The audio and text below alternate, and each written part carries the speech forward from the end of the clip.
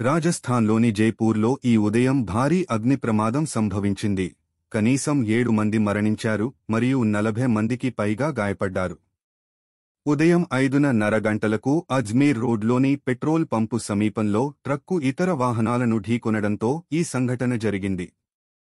ఢీకొనడంతో పంపు బయట ఉన్న సిఎన్జి ట్యాంకర్కు మంటలు అంటుకున్నాయి.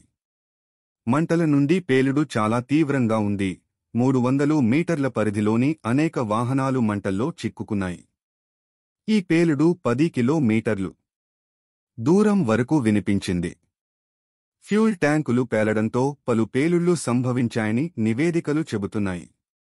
గాయపడ్డవారిలో చాలామంది పరిస్థితి తీవ్రంగా ఉంది. రెస్క్యూ టీంలు రంగంలోకి దిగాయి. గాయపడిన వారిని ఆస్పత్రులకు తరలించారు. ప్రమాదానికి గురైన ట్రక్కులో కెమికల్స్ ఉన్నట్టు ప్రాథమిక విచారణలో తేలింది. రాజస్థాన్ ముఖ్యమంత్రి భజనలాల్ శర్మ ఈ ఘటనపై విచారం వ్యక్తం చేస్తూ బాధితులను పరామర్శించడానికి ఆస్పత్రికి వెళ్లారు. పరిస్థితిని అదుపు చేసేందుకు అత్యవసర సేవలు పూర్తి స్థాయిలో పనిచేస్తున్నాయి. స్థానిక అధికారులు ఇంకా విచారణ కొనసాగిస్తున్నారు.